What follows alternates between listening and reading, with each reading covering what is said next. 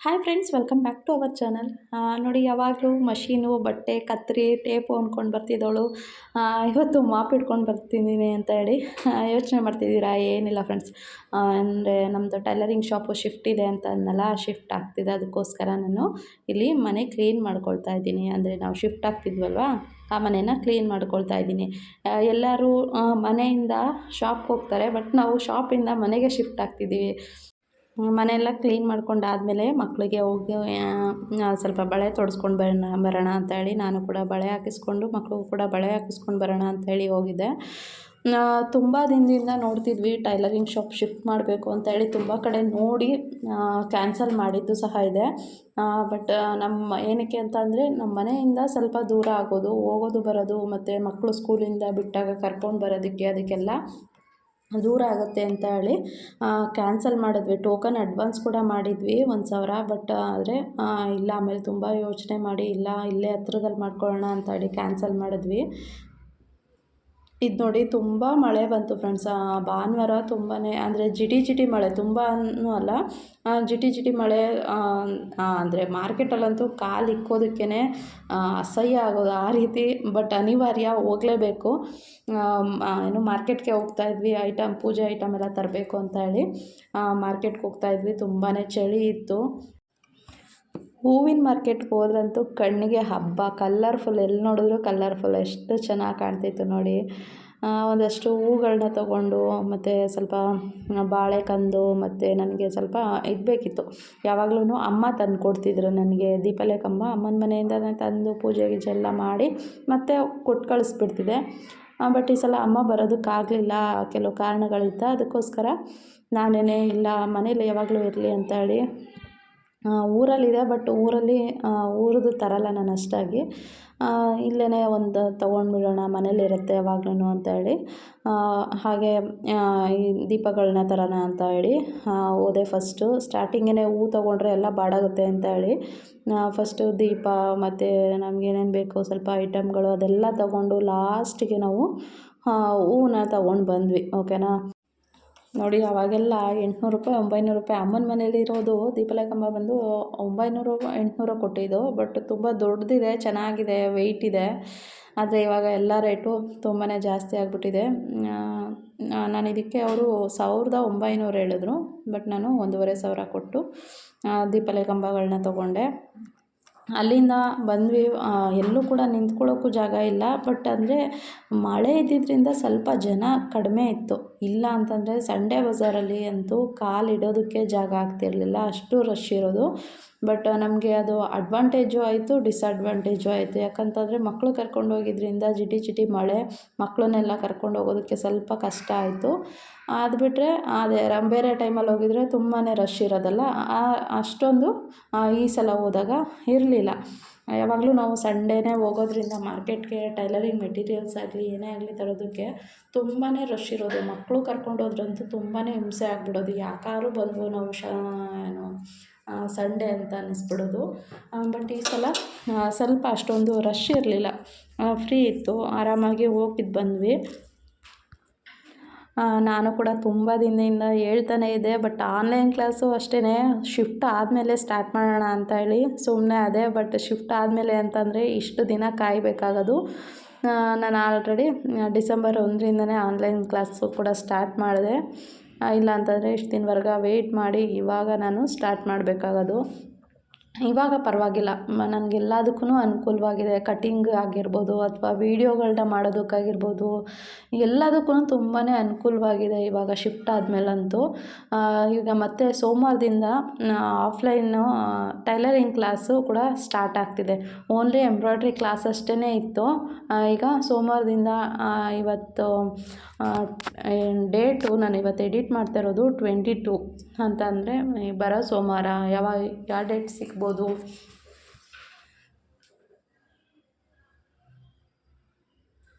27 ಸಿಗುತ್ತೆ. ಓಕೆನಾ. 27ರಿಂದ tailoring offline class ಕೂಡ ಸ್ಟಾರ್ಟ್ ಆಗ್ತಿದೆ. ನಮ್ಮ ಹಳೆ ಸ್ಟೂಡೆಂಟೇ ಬರ್ತಾರೆ ಒಂದಿಬ್ಬರು. ಬಟ್ ಅದು ಬಿಟ್ಟರೆ ಇಲ್ಲಿ ಸ್ವಲ್ಪ ಜನ ಕೇಳಿದರು ನಮ್ಮ ಏರಿಯಾದಲ್ಲೂ ಸಹ, ಅವ್ರಿಗೂ ಕೂಡ ಕಾಲ್ ಮಾಡಿ ಹೇಳಿದ್ದೀನಿ ಸ್ಟಾರ್ಟ್ ಆಗ್ತಿದೆ. ಎಲ್ಲರಿಗೂ ಟೈಲರಿಂಗ್ ಕ್ಲಾಸ್ ತೊಗೋತಿರ್ಲಿಲ್ಲ, ಎಲ್ಲರಿಗೂ ನಾನು ಶಿಫ್ಟ್ ಆಗಿಬಿಡ್ತೀನಿ, ಶಿಫ್ಟ್ ಆದಮೇಲೆ ತೊಗೋತೀನಿ ಅಂತ ಹೇಳಿ ಮುಂದೆ ಹಾಕ್ಕೊಳ್ತಾನೆ ಬಂದೆ. ಬಟ್ ಇವಾಗ ಎಲ್ಲರಿಗೂ ಫೋನ್ ಮಾಡಿ ಹೇಳಿದ್ದೀನಿ ಸ್ಟಾರ್ಟ್ ಆಗ್ತಿದೆ ಅಂತ ಹೇಳಿ. ಅಲ್ಲಿಂದ ಬಂದು ಮಾರ್ಕೆಟಿಂದ ಮತ್ತು ಮಷೀನೆಲ್ಲ ಶಿಫ್ಟ್ ಮಾಡಿ ಕೆಳಗಡೆಗೆ ನೋಡಿ ಎಲ್ಲನೂ ಕೂಡ ಕ್ಲೀನ್ ಮಾಡ್ಕೊಳ್ತಾ ಇದ್ದೆ. ಯಜಮಾನ್ರು ಕೂಡ ಅಷ್ಟೇ ತುಂಬಾ ಹೆಲ್ಪ್ ಮಾಡಿದ್ರು, ಯಾರನ್ನೂ ಕೂಡ ಕರ್ಕೊಳ್ಳಿಲ್ಲ. ಬಟ್ ಮಷೀನೆಲ್ಲ ಸ್ವಲ್ಪ ಮೇಲಿಂದ ತರೋದು ಸ್ವಲ್ಪ ಕಷ್ಟ ಆಯಿತು. ಮಾರನೇ ದಿನಕ್ಕೆ ಅವತ್ತಿಗೆ ಗೊತ್ತಾಗಲಿಲ್ಲ, ಮಾರನೇ ದಿನಕ್ಕೆ ತುಂಬಾ ಮೈಕೈ ನೋವೆಲ್ಲ ತುಂಬಾ ಆಯಿತು. ಬಟ್ ಓಕೆ ಪರವಾಗಿಲ್ಲ, ನಾವೇ ಮಾಡ್ಕೊಳ್ಳೋಣ, ಮತ್ತೆ ಯಾರನ್ನು ಕರೆಯೋದು ಬೇಡ ಅಂತೇಳಿ. ಹಂಗಾದ್ರು ನಮ್ಮ ಮನೆಯವರು ಅವರು ಕೆಲಸ ಮಾಡೋ ಕಡೆ ಹುಡುಗರನ್ನ ಕರ್ಕೊಂಡು ಬರ್ತೀನಿ ಶಿಫ್ಟ್ ಮಾಡೋದಕ್ಕೆ ಮಷೀನೆಲ್ಲ ಎತ್ಕೊಂಡು ಅಂತಂದರು. ಬಟ್ ಬೇಡ, ನಾವೇ ಅಡ್ಜಸ್ಟ್ ಮಾಡ್ಕೊಳ್ಳೋಣ ಅಂತ ಹೇಳಿ ನಾವೇ ಎಲ್ಲ ಮಷೀನೆಲ್ಲನೂ ತಂದು ಕೆಳಗಡೆ ಶಿಫ್ಟ್ ಮಾಡ್ಕೊಂಡ್ವಿ ಮಷಿನ್ಗಳನ್ನ. ಜಾಕ್ ಮಷಿನ್ಗೆ ಆಯಿಲೆಲ್ಲ ಚೇಂಜ್ ಮಾಡಿ ಇದು ಶಾಪಲ್ಲಿತ್ತಲ್ವ ಜಾಕ್ ಮಷೀನು, ಅದಕ್ಕೆ ಆಯಿಲೆಲ್ಲ ತೆಗೆದು ಮತ್ತು ತಂದು ಮನೆಗೆ ಇಟ್ಕೊಂಡ್ಮೇಲೆ ಎಲ್ಲ ಕ್ಲೀನ್ ಮಾಡಿ ಒಂದು ಕಡೆಯಿಂದ ಹೊಸ ಆಯಿಲ್ ಹಾಕ್ಕೊಂಡು ಎಲ್ಲನೂ ರೆಡಿ ಮಾಡ್ಕೊಳ್ತಾ ಇದ್ವಿ. ಮಷಿನ್ ಒಂದು ಕಡೆಯಿಂದ ಎಲ್ಲ ಆಯಿಲಿಂಗು ಆಯಿತು, ಕ್ಲೀನಿಂಗು ಮಾಡಿ ಇವತ್ತೇ ಎತ್ತಿಟ್ಕೊಂಡು ಸ್ವಲ್ಪ ಪೂಜೆ ಸಾಮಾನಿಗೆಲ್ಲ ಪೂಜೆಗೆಲ್ಲ ಇವಾಗಲೇ ರೆಡಿ ಮಾಡ್ಕೊಳ್ಳೋಣ ಅಂತ ಹೇಳಿ. ಅವರು ಕೂಡ 5 ಗಂಟೆಗೆ ಕೆಲ್ಸಕ್ಕೆ ಹೋಗ್ತಿದ್ರು ಯಜಮಾನ್ರು, ಅದಕ್ಕೋಸ್ಕರ ಅಷ್ಟರೊಳಗಡೆ ಎಲ್ಲ ಸ್ವಲ್ಪ ಕ್ಲೀನಿಂಗ್ ಕೆಲಸ ಮುಗಿಸ್ಕೊಳ್ಳೋಣ ಅಂತ ಹೇಳಿ ಮಾಡ್ಕೊಳ್ತಾ ಇದ್ವಿ. ನಾನು ಇದನ್ನು ನಮ್ಮ ಮನೆ ಕೆಳಗಡೆ ಮನೆಗೆ ಶಿಫ್ಟ್ ಆದ್ವಿ. ನಾನು ಇದು ಕೇಳಿ ಆಗಲೇ ಆಲ್ಮೋಸ್ಟ್ 3 ತಿಂಗಳು ಬಂತು. ಮನೆ ಖಾಲಿ ಇತ್ತು, ಅವ್ರದ್ದು ಸ್ವಲ್ಪ ಹಳೆ ಐಟಮ್ಗಳಿತ್ತು. ಹಾಗಾಗಿ ನಾನು ಟೈಲರಿಂಗ್ ಮಾಡೋದಕ್ಕೆ ಕೊಡ್ತೀರಾ ಅಂತ ಅಂದಾಗ ಕೊಡ್ತೀನಿ ಆಯಿತು ಅಂತ ಹೇಳಿದರು. ಸರಿ ಅಂತೇಳಿ ವೆಯ್ಟ್ ಮಾಡಿ, ಇಲ್ಲ ಇನ್ನೊಂದು ವಾರ ಶಿಫ್ಟ್ ಮಾಡ್ಕೋತಾರಮ್ಮ, ಆಮೇಲೆ ನಿಮಗೆ ಕೊಡ್ತೀವಿ ಅಂತೇಳಿ ಸ್ವಲ್ಪ ಡಿಲೇ ಆಯ್ತು ಅಷ್ಟೇ. ಬಟ್ ಫೈನಲಿ ಹೆಂಗೋ ಶಿಫ್ಟ್ ಆದ್ವಿ. ನನಗೆ ತುಂಬ ಜನ ಈ ಗೌನ್ಸ್ಗಳು, ಲಂಗ ಬ್ಲೌಸ್ಗಳು ಅದನ್ನೆಲ್ಲ ಈ ಬ್ಲೌಸ್ಗಳು ವೆರೈಟಿ ಸ್ಲೀವ್ ಡಿಸೈನ್ ಎಲ್ಲ ಸ್ವಲ್ಪ ಡಿಸೈನ್ ಇಟ್ಟು ವೇರ್ ಮಾಡಿದಾಗ ಕೇಳ್ತಿದ್ರು, ಎಲ್ಲರೂ ಇದನ್ನ ಸ್ಟಿಚಿಂಗ್ ವಿಡಿಯೋ ಹಾಕಿ, ಕಟಿಂಗ್ ವಿಡಿಯೋ ಹಾಕಿ ಅಂತ ಹೇಳಿ. ನನಗೆ ಸ್ಪೇಸ್ ಶಾಪಲ್ಲಿ ಅಷ್ಟು ಇಲ್ಲದೇ ಇರೋ ಕಾರಣ ನಾನು ಕಟಿಂಗ್ ವಿಡಿಯೋ ಅದೆಲ್ಲನೂ ಕೂಡ ಹಾಕೋದಕ್ಕೆ ಹೋಗ್ತಿರ್ಲಿಲ್ಲ. ಇನ್ಮೇಲೆ ಚೆನ್ನಾಗಿ ನನಗೆ ಕಟಿಂಗ್ ಮಾಡೋದಕ್ಕೆಲ್ಲ ತುಂಬಾ ಕಂಫರ್ಟಬಲ್ ಆಗಿದೆ. ಇನ್ಮೇಲೆ ಕಟಿಂಗ್ ವಿಡಿಯೋ, ಸ್ಟಿಚಿಂಗ್ ವಿಡಿಯೋ ಎಲ್ಲ ಕೂಡ ಬರುತ್ತೆ. ಅದರಲ್ಲೂ ತುಂಬ ಜನ ಕೇಳಿದ್ದು ಗೌನ್ಸ್ಗಳು, ಮಕ್ಕಳು ಗೌನ್ಸ್ಗಳ ಬಗ್ಗೆ ತುಂಬ ಜನ ಕಟಿಂಗು, ಸ್ಟಿಚಿಂಗ್ ವಿಡಿಯೋ ಕೇಳಿದ್ರಿ. ಖಂಡಿತ ಅದನ್ನು ಕೂಡ ನೆಕ್ಸ್ಟ್ ವೀಡಿಯೋಗಳಲ್ಲಿ ನಾನು ಅಪ್ಲೋಡ್ ಮಾಡಿಕೊಡ್ತೀನಿ, ಓಕೆನಾ. ಹಾಗೆ ಸ್ಟೂಡೆಂಟ್ ಹೆಂಗಿದ್ರು ಕ್ಲಾಸ್ ಆಫ್ಲೈನ್ ಕ್ಲಾಸ್ ಸ್ಟಾರ್ಟ್ ಆಗುತ್ತಲ್ವ, ಸ್ಟೂಡೆಂಟ್ ಯಾವ್ಯಾವ ರೀತಿ ವರ್ಕ್ ಮಾಡ್ತಾರೆ, ಸ್ಟಿಚಿಂಗ್ ಮಾಡ್ತಾರೆ, ಅದ್ರ ಜೊತೆಲಿ ನಾನು ಕೂಡ ಮಧ್ಯ ಒಂದೊಂದು ಗೌನು, ಲಂಗ ಬ್ಲೌಸು ಈ ರೀತಿಯಾಗಿ ಎಲ್ಲ ಸ್ಟಿಚ್ ಮಾಡಬೇಕು ಅನ್ನೋದು ಕೆಲವೊಂದಷ್ಟು ಪ್ಲ್ಯಾನ್ಗಳು ಮಾಡ್ಕೊಂಡಿದ್ದೀನಿ. ಖಂಡಿತ ನಿಮಗೆ ಸ್ಟಿಚಿಂಗು, ಕಟಿಂಗ್ ವಿಡಿಯೋಗಳು ಇನ್ನು ಮುಂದೆ ಬರ್ತಾ ಹೋಗುತ್ತೆ. ಹಾಗೆ ಯಾರೆಲ್ಲ ಹೊಸದಾಗಿ ನನ್ನ ಚಾನಲ್ ನೋಡ್ತಾ ಇದ್ದೀರೋ ಪ್ಲೀಸ್ ಸಬ್ಸ್ಕ್ರೈಬ್ ಮಾಡಿಕೊಂಡು ಸಪೋರ್ಟ್ ಮಾಡಿ ಫ್ರೆಂಡ್ಸ್. ಯಾರೆಲ್ಲ ಸ್ಟಿಚಿಂಗ್ ಬಗ್ಗೆ ನಿಮ್ಮ ಫ್ರೆಂಡ್ಸ್ ಆ್ಯಂಡ್ ಫ್ಯಾಮಿಲಿಲಿ ಇಂಟ್ರೆಸ್ಟ್ ಇದ್ದರೆ ಆದಷ್ಟು ಆ ಥರದವ್ರಿಗೆ ನನ್ನ ವೀಡಿಯೋಸ್ನ ಶೇರ್ ಮಾಡಿ. ಮತ್ತು ನೋಡಿ, ನಾನು ರಾಜನ್ ಮಷೀನೆಲ್ಲ ಎತ್ತಿಡ್ತಾ ಇದ್ದೆ. ಮಧ್ಯೆ ಒಂದು ಮಕ್ಕಳು ಕೂಡ ಅಷ್ಟೇ ಹೆಲ್ಪ್ ಮಾಡೋದಕ್ಕೆ ಅಂತ ಬರ್ತಾರೆ. ಬಟ್ ಅವ್ರು ಮಾಡೋ ಹೆಲ್ಪು ಕೆಲವೊಂದು ಸಲ ನಮಗೆ ಇನ್ನೊಂದಷ್ಟು ಕೆಲಸಗಳನ್ನ ಕೊಡೋ ಥರ ಆಗುತ್ತೆ. ನೋಡಿ, ಎಲ್ಲನೂ ಕೂಡ ಎತ್ತಿಟ್ಕೊಳ್ತಾ ಇದ್ದೀನಿ. ಎಲ್ಲದಕ್ಕೂ ಎಲ್ಲ ಮಷಿನ್ಗೂ ಸರ್ವೋ ಮೋಟರೇ ಹಾಕ್ಸಿದ್ದೀನಿ, ರೆನ್ಯೂ, ರಾಲ್ಸನ್ ಮಷಿನ್ಗಳಿಗೆಲ್ಲ.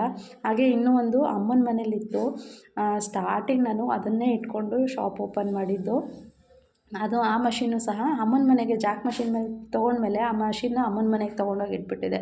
ಬಟ್ ಇವಾಗ ಟ್ರೈನಿಂಗಿಗೆ ಬೇಕು ಅಂತ ಹೇಳಿ ಆ ಮಷಿನ್ನು ಸಹ ತರಿಸಿದ್ದೀನಿ. ಈಗ ಟೋಟಲ್ ಸ್ಟಿಚಿಂಗ್ ಮಷೀನು 3 ಇದೆ, ಮತ್ತು ಎಂಬ್ರಾಯ್ಡ್ರಿ ಮಷಿನ್ 3 ಇದೆ, ಮತ್ತು ಒಂದು ಜಿಗ್ಜಾಗ್ ಮಷೀನು, ಒಂದು ಓವರ್ಲಾಕ್ ಮಷಿನ್ ಇದೆ. ಇಷ್ಟು ಮಷಿನ್ ಇದೆ ಇವಾಗ. ನೋಡೋಣ, ಇನ್ನು ಮುಂದೆ ಒಳ್ಳೊಳ್ಳೆ ವೀಡಿಯೋಸ್ನೇ ಹಾಕ್ತಾ ಹೋಗ್ತೀನಿ. ಯಾರು ಕೂಡ ಮಿಸ್ ಮಾಡ್ಕೊಳ್ಬೇಡಿ, ಓಕೆನಾ.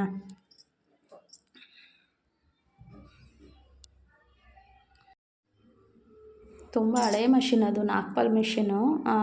ಅದು ಇಟ್ಕೊಂಡು, ಅದೊಂದು ಮಷಿನ್ ಇಟ್ಕೊಂಡೇ ನಾನು ಶಾಪ್ ಓಪನ್ ಮಾಡಿದ್ದು, ಓಕೆನಾ. ಅದೊಂದು ಮಷಿನಿಂದ ನನ್ನ ಮನೇಲಿ ಇಷ್ಟು ಮಷಿನು ಬರೋ ಥರ ಆಯಿತು. ನಾನು ತೋರಿಸ್ತೀನಿ ಇವಾಗ ನಿಮಗೆ. ನೋಡಿ, ಆ ಮಷಿನು ದೊಡ್ಡ ಮಷಿನೇ ನೋಡಿ, ಇದೇ ಮಷಿನ್ ಅದು.